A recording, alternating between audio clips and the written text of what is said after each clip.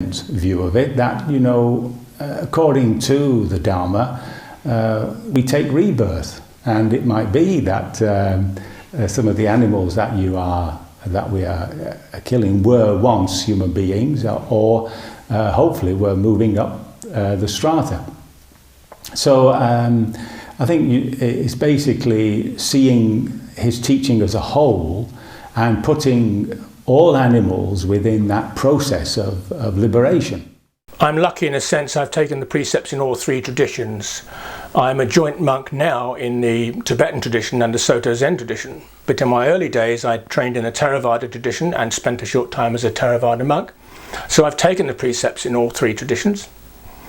In the early tradition of Theravada, the first precept was translated to me as Panatipada Vinamani Sikapadang Samadhyami. I undertake the rule of training to refrain from causing injury to living things. That's all living things. That's how it was taught to me. And that's how I teach people. All living things. So we refrain from harming them.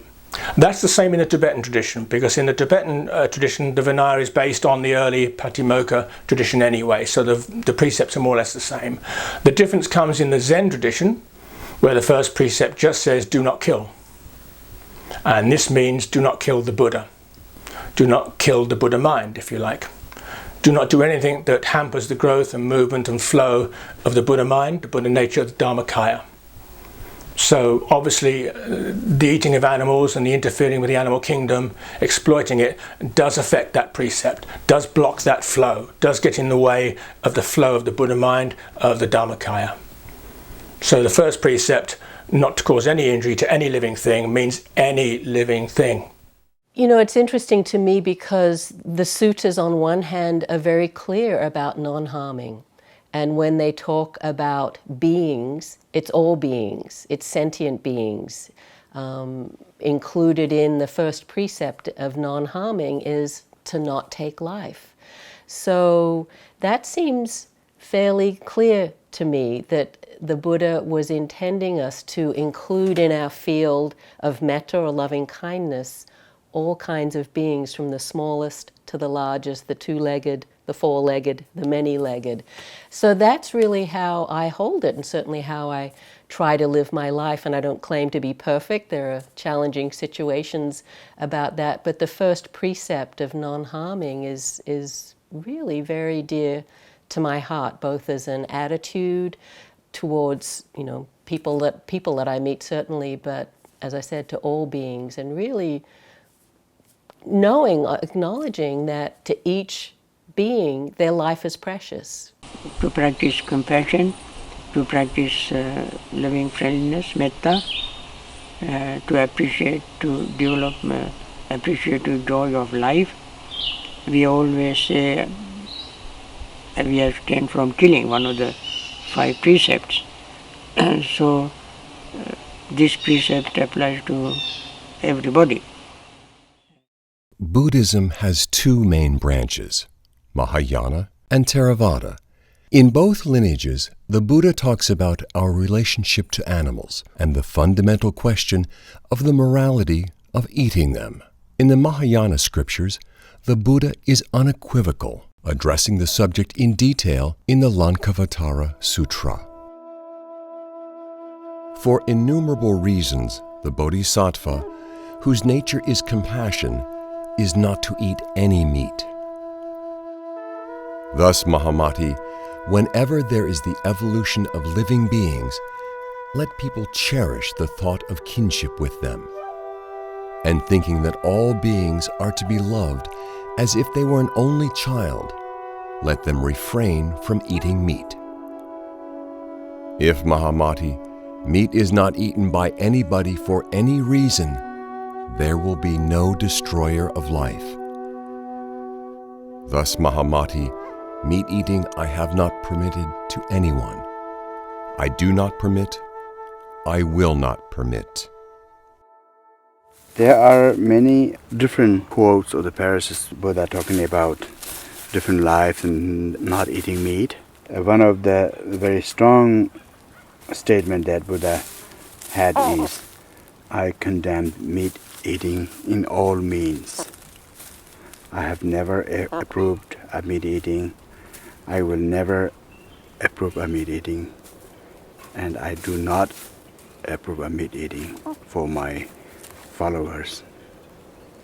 For all sentient beings are equal to me like my only son. For bodhisattva vows, lay people can also take bodhisattva vows if they choose. Monastics have our monastic precepts that are different from lay people, or at least more elaborated than what the lay people take as the 5 precepts. But the bodhisattva vows, they can also take vows, and the bodhisattva precepts will prohibit meat eating, whether you're a lay person or a monastic. It's very explicit. So Buddha's main teaching is be vegetarian. Main teaching is don't kill animal, don't kill human body, don't kill animals, don't lying, don't stealing, very nice, honest, compassion for other to take care, for how is I can do other to benefit. Only these things remember, he said. The Buddha also addresses the subject of eating animal products in the Surangama Sutra. Bhikshus who do not wear silk, leather boots, furs, or down from this country, or consume milk, cream, or butter, can truly transcend this world.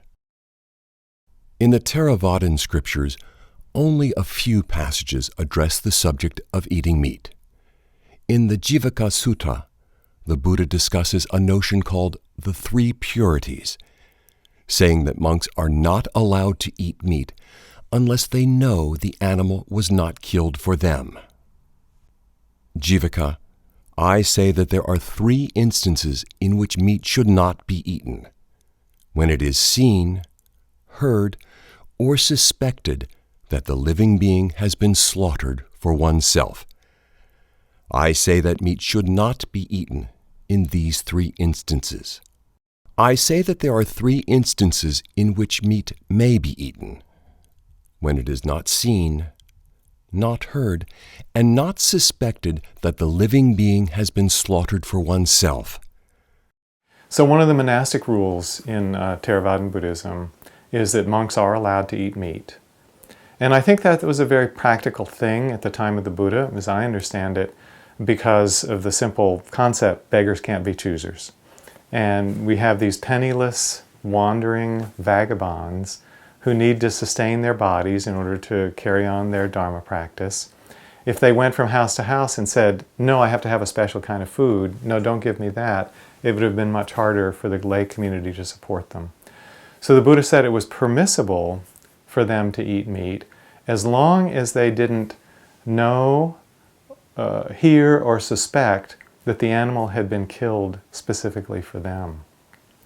If they suspected that or knew that, then they weren't allowed to eat that meat. So I think what the Buddha was saying is that as agents, we shouldn't, where we have a choice, we shouldn't be involved in that chain of killing. Even though the bhikkhu had not done the killing and someone else had done that, it was still considered improper if it was killed with the bhikkhu in mind. In a modern consumer society, when we walk into the supermarket, one has to wonder, who have those animals been killed for? And as an average consumer, it often feels to me like they were killed with me in mind if I buy that meat.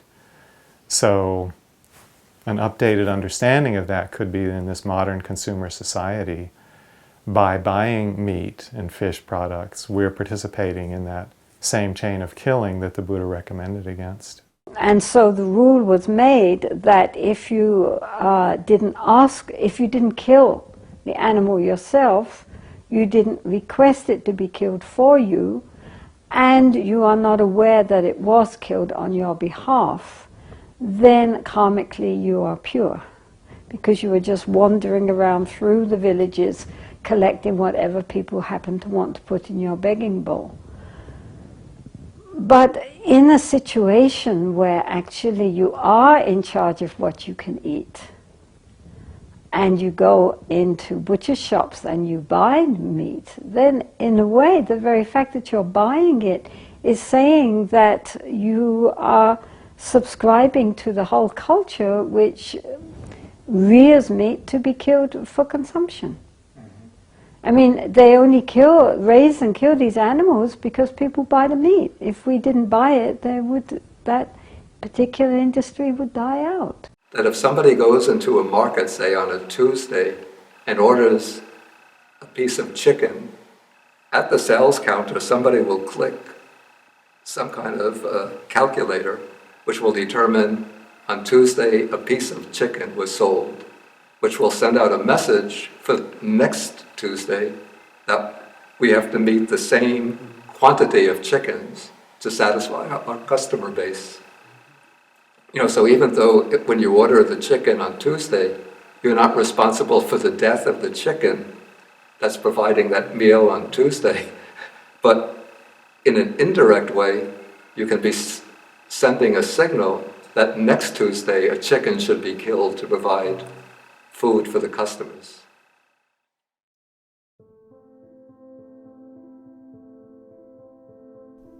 Many people who have not spent time with animals don't realize just how much like us they are. They're smart, sensitive, emotional, and it doesn't take long to realize that every animal has his own unique personality. However, despite their being sensitive, we often treat animals with extreme insensitivity, even cruelty.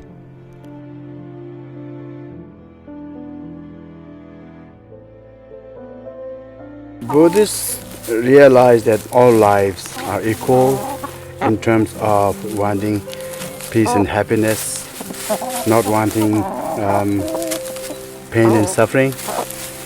We are all same sentient being. Just we have a different form of life, but in terms of living the life is same, human or the animal, and same desire, same right to live in peace and happiness. The Dharma relationship to animals, first and foremost, is the recognition that animals have consciousness, which means that they feel. Animals is like ourselves. They also appreciate the kindness. They also fear of death and avoid sufferings, and also desire for happiness. I think we are human beings. We understand what is suffering and what is happiness, and also we are advanced enough to understand that the other animals also have that feeling as well. You only have to live in a place like this where we see deer out the window and the mother deer with her little babies in the spring, and how tenderly she takes care of them and how much they look to their mother for safety and protection and follow her and feel safe with her, and to know that there's a bond there that's really precious for them. And in seeing that, it opens our hearts to that sense of connectedness. So I think just for people to broaden their understanding of animals and the animal experience is an important part of this consideration of choices in what we eat. These animals are sentient beings that live, have their lives. And so I want to be able to treat the animal world with great respect, with great kindness, and that they have just as much right to be here as any other being. For most of us, besides our companion animals, our main relationship to animals is the food we eat. Yet because the process of food production is hidden from sight, it's easy to avoid the connection between the food on our plates and the animal she once was.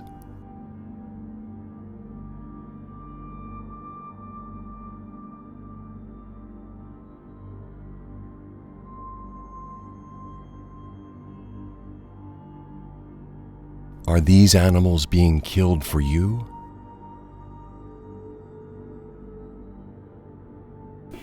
Normally people have no idea what animals go through.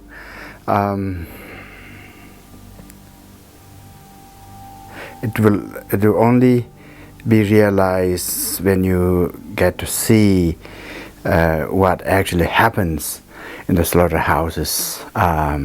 Until then, you wouldn't realize. And when you see that, actually, you will feel if that is really appropriate to eat them. It's really horrifying. Certain slaughterhouses have like the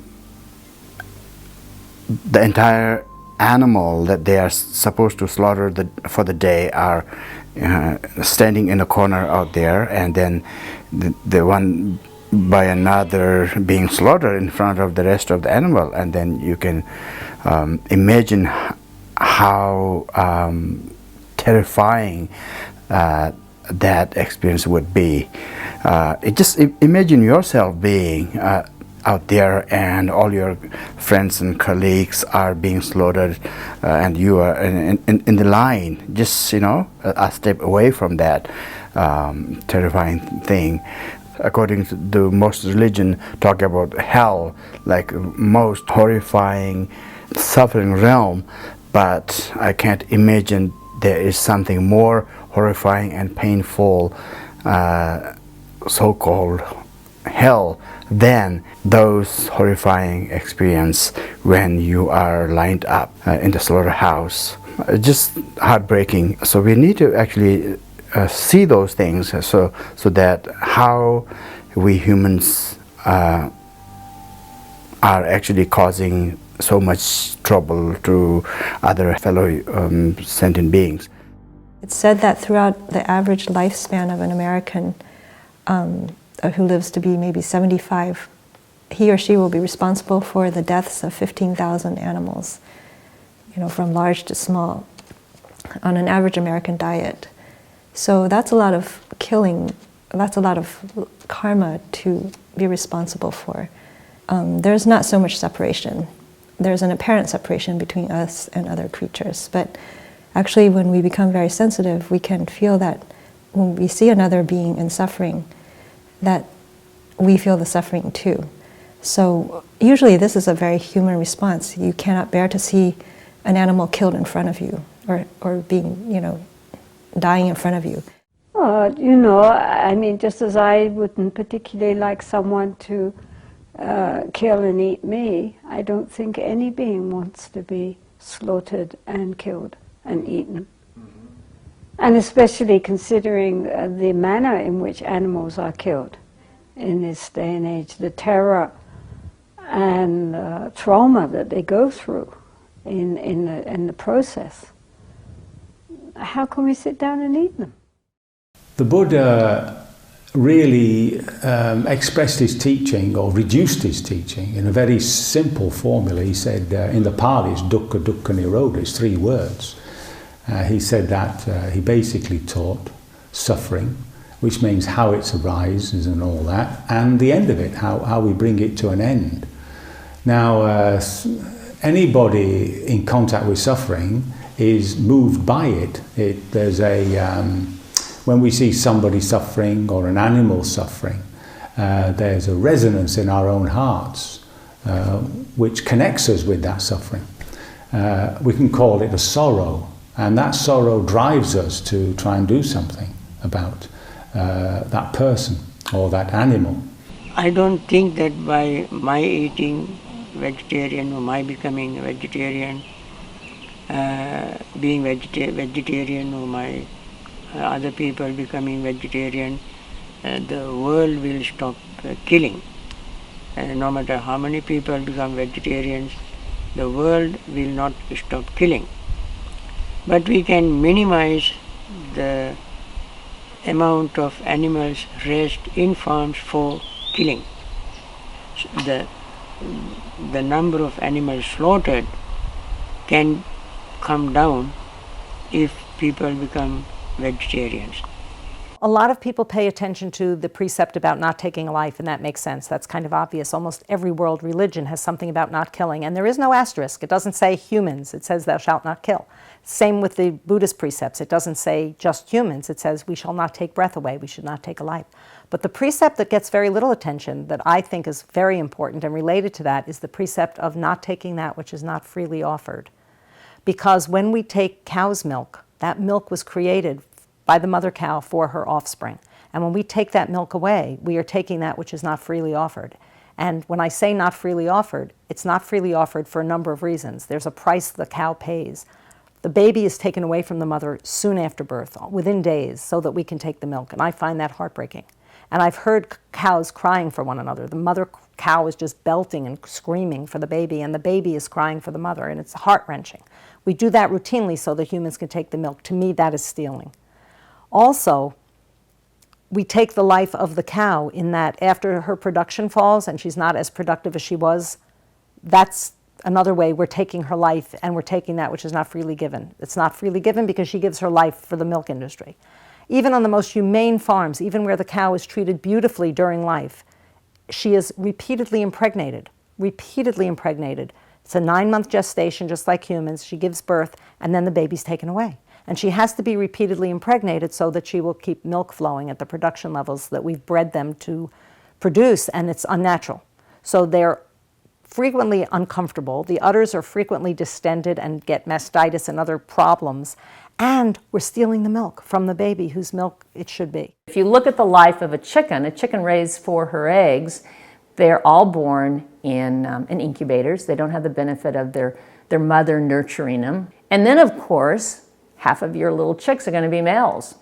And those male chickens that are raised for their eggs are not going to be good flesh producers. They're small animals that put all their nutrients into producing a large number of eggs. So the little male chicks are just ground up alive when they're less than a day old. And the females that are kept, then they have the tips of their beaks seared off. They're debeaked. And then they go live in a cage. And that's where they stay for 1.5 years, 2 years. And after that, their egg production decreases, and so they're gassed or they're sent to slaughter. So whether it's a free-range farm, a cage-free farm, or a battery farm, chickens have a horrendous life. When everybody gets before King Yama after they've died and they start blaming each other. If you didn't want to eat it, I wouldn't kill it. And if you didn't kill it, I wouldn't sell it. And so we have the buyer, the seller, and the slaughterer all putting the blame on somebody else, when in fact, truly, it is interconnected. If you didn't have one, you wouldn't need the other. I see that argument as modern, but I also see it as ancient. If you care about suffering, if you care about your own suffering and the suffering of others, then you want to know what that person, that other being's experience is. And you don't want to turn away, right? You want to know. You want to know how am I acting? What am I doing that I may not have been aware of that's creating difficulty and suffering? I think that would be true for anyone who cared about suffering. And you don't have to look very far or hard to see the suffering that comes, obviously, from killing animals. In the Dharma, part of what we're encouraged and invited to do is to turn towards suffering and not avert ourselves or turn away. We want to see what's the cause of my suffering and what leads to the end of suffering.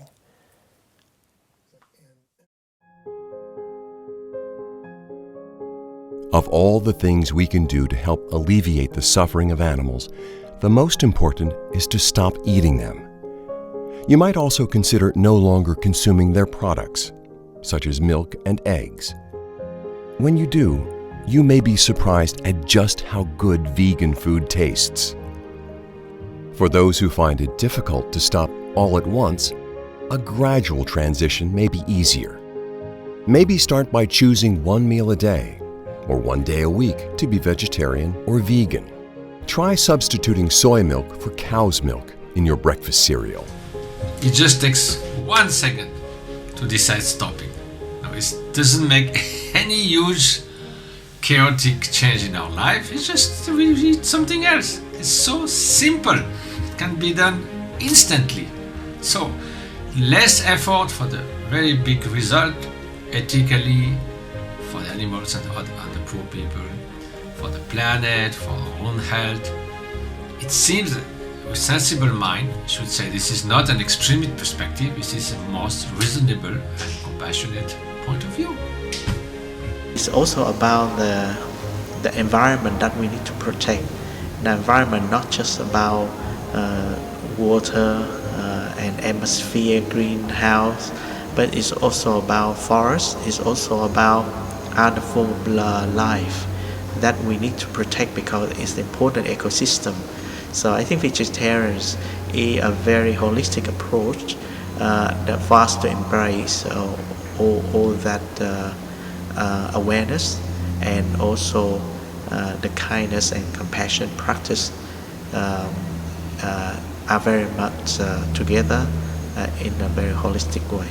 The point with vegetarianism is that in this modern day and age where food is so easily obtained, there doesn't seem to me to be too much excuse to eat any kind of food which has caused pain to another being. I mean, it doesn't seem to fit in with our whole idea on compassion and bodhicitta. Previous to my monastic ordination, I was married and I had a child. I was once out with my son in his stroller. A lady came by and was admiring him and went for that typical pinch the chicks little movement and said something to the effect, "You're so cute I could eat you." And at that moment, it hit me like the proverbial ton of bricks that all the animals that are ever eaten are somebody's child. And I certainly didn't want my child eaten, even figuratively. So that was my transition from being a health-conscious vegetarian to an ethical vegetarian. How can we bring this compassion to all beings? Yes, we may not be able to do it all the time. We may inadvertently be causing harm, but how, again, as I came back earlier, to cause the least harm possible and to become educated, to become aware of what actually is here. In early days of my life, I was not a vegetarian. I ate all kind of meat. But later on, purely because of my conscience, I thought it would be much better if I become a vegetarian. I have seen animals being slaughtered. I have seen animals raised for meat in farms and so on. I have seen animals suffering. And therefore I felt a little guilty of eating meat.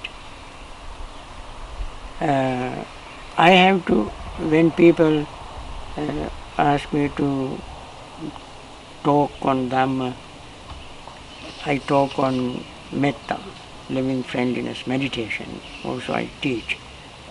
And when people ask questions about meat eating meat,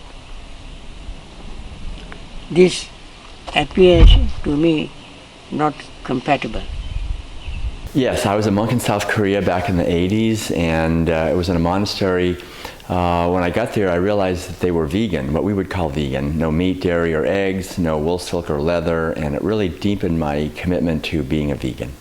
The practice of plant-based eating had been going on for centuries, maybe for 700 years, and it was part of the practice of deepening meditation, the idea that it's difficult to go deep in meditation if I'm acting in ways that are not ethical, and harming other living beings disconnects me from the root of compassion and meditative equanimity. We're all raised in a society where we're forced to disconnect from our natural wisdom and compassion. If say I'm no eat meat, 1 year I no eat meat, that's also good benefit. Say I'm 1 month no eating, that's also good. I'm not eating one day, also benefit. Then eat. Completely whole life no eat, that's the best. When you do go vegan, not only will the animals thank you, so will your body. It's often easy to find products that are not tested on animals and do not contain animal ingredients. Look for the words, "not tested on animals," or "no animal ingredients," or look for the cruelty-free logo. An excellent book on animals and the Dharma is The Great Compassion by Norm Phelps. If you would like more information, the Dharma Voices for Animals website has a resource page with many helpful recommendations. If you've ever been on a Buddhist retreat, you were probably reminded to refrain from harming insects, such as spiders and mosquitoes, as part of the first precept's principle of non-harm. Try extending this practice into your everyday life. If animals come into your home, consider trapping and releasing them. Another thing you can do is talk to people about our relationship to animals, engaging them one-on-one, or starting a discussion within your Sangha. You can also arrange for a screening of this video. Talking with others about this issue is an opportunity to practice right speech. It's important to always be respectful and make it clear that you are not telling people what to do or judging them. Instead, you are simply asking them to consider this important issue. When people reach this point in their practice where they're investigating the question of vegetarianism or veganism, they really have to examine it from a lot of different alternatives. What foods are they familiar with? What foods are they comfortable with? What foods do they have access to on a daily basis that will really strengthen their body and support their health? It may take some time as they wrestle with the ethical question, as they experiment with their diet, to figure out what's going to feel best for them in the long run. I really think it's important for every practitioner to approach that in an open-ended and pressure-free way so they come to their own understanding about it.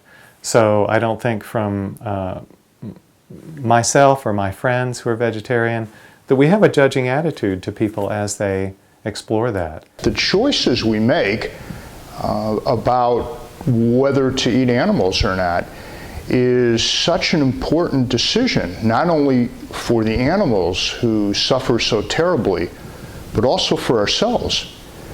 The law of karma. Buddhists worldwide should be at the forefront of this discussion. And yet it seems that no one is talking about this.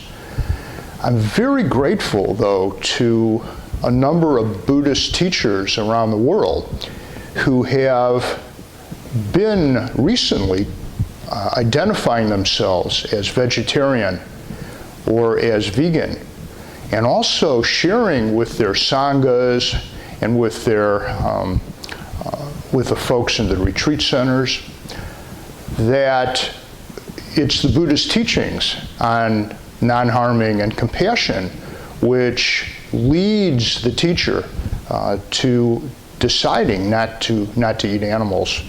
As you know, it's very interesting. I have made a choice due to this, my own sense of the sensitivity of beings to try to cause the least harm and to not eat them. And actually, I don't even wear them. And I don't want to use any products that are part of them in there. But I also know, I wear these clothes, I use a phone, I drive a car, and it could be also part of exploitative labor. I mean, it's impossible, as I said earlier. It's impossible not to cause harm, but how can I cause the least harm? And let us make a conscious choice. So, my dear friends, sisters and brothers, colleagues in the Dharma world, I invite you to bring awareness and let your awareness in these teachings of the Dharma inform you. I've spent a lot of time trying to understand why it's so hard for people to become vegetarian. It's come down to, for me, two main reasons, both of which are Buddhist concepts. The first is conditioning. We're taught that it's okay to eat animals. We're told by our parents, we're told by society, it's constantly reinforced. And when we're conditioned our entire lives to see things one way, it's hard to see them another. And this really goes to really Buddhist training, where we spend our time reconditioning ourselves. But it does start with an intent to recondition ourselves. And it's a process. And I think the second reason, and probably the biggest reason it's so hard for people to stop, is desire. And it's not a simple desire. It's craving, it's clinging, it's attachment. We like eating meat. We like the way it feels. We just don't want to give it up. And this, of course, goes to the heart of the Buddhist teachings, the Four Noble Truths, dependent origination. And we know that desire is the cause of suffering. In this case, the cause of your suffering and the cause of the suffering of other beings. And it's only through overcoming desire and giving up our attachments that we can put an end to suffering. It's what we do that defines us. It's how we act and how we behave that defines us as Buddhists, not what we say or chant about or what pictures we have. So we really have to wake up to what we are and what our responsibilities are and be honest. It's very difficult to be honest and just look at yourselves, those who eat meat, just reflect. It's because you like it, isn't it, really? I've heard people say, I'm just not ready to give it up yet. So that's an honest answer. One could explore that, and there could be a lot of what's going on if you were to unpack that. You know, what's holding you on to that? If you've gotten to a point where you can say, I'm not ready to give it up, that is saying, well, there's something really, maybe I would want to entertain or that I could, but I'm not quite ready to go there. Interesting place for someone who can say, I'm not ready to give it up. So you know you're causing harm or there's something about it. I would see that as to be a really rich and fruitful area for investigation. I think the only thing that I wish for within the Dharma community is not to push my ideas of veganism on you, but to investigate for yourself what is true. And to know that when you're eating a burger or meat, it's flesh and it's the skin of an animal, and let that not be denied. And so I don't want to be critical of my sisters and brothers in the Dharma, but I do wish for you all to look very closely at what actually it is that we're putting in our mouths. Our relationship to animals provides an excellent opportunity for developing our practice. By being continually mindful of how our actions impact animals, we can cultivate compassion and non-harm and other wholesome Buddhist qualities. And it's always been my preference to be vegetarian since I became a Buddhist. Compassion is always defined very simply with the same fixed expression, which is it's the quality of the heart, or it's the quality that makes the heart of a good person tremble with the suffering of others, and it's the wish to alleviate the suffering of others.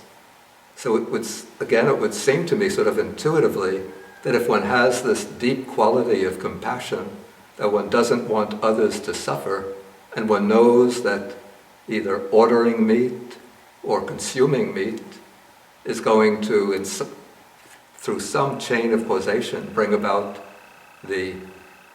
even the cruel upbringing and the slaughter of animals, that out of compassion one would adopt vegetarianism. So that's why it seems to me that if one takes the ethical principles of Buddhism, in my own reflection, and tries to be strictly consistent with them, it would seem to entail an obligation to observe vegetarianism, at least in countries where one does have an option. The heart of the Buddhist path is compassion. That means to value others.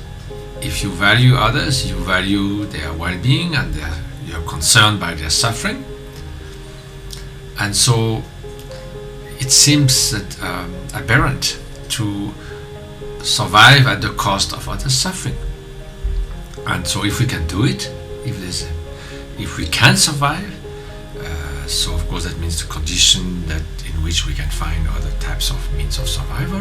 Then for me it seems to be a must in terms of Buddhist practice.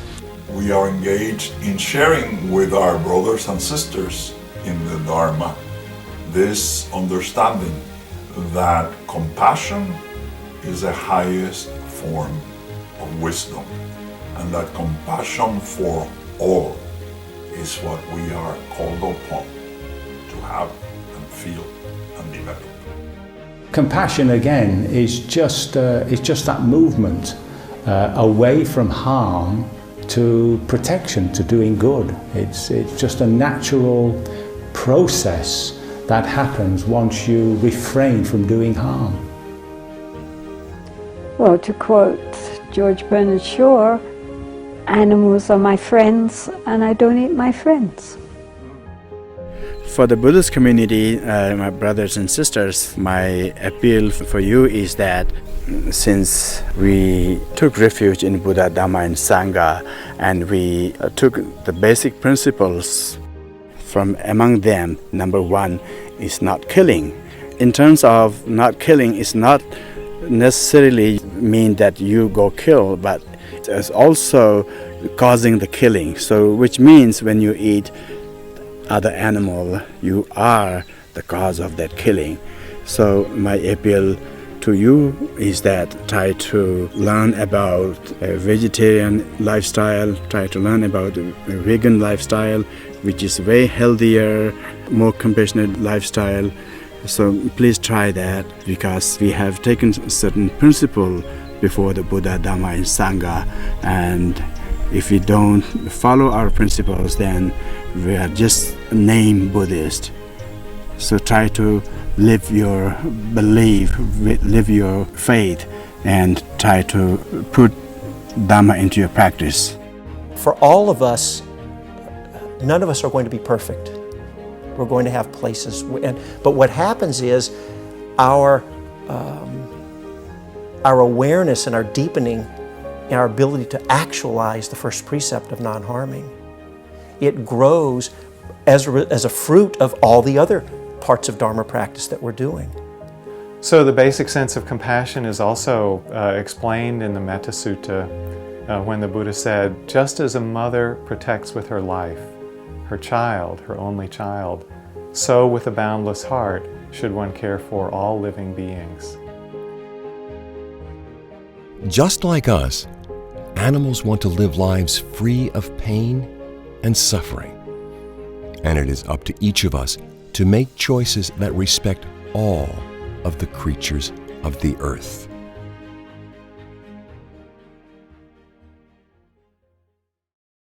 May all beings be happy. May all beings be safe.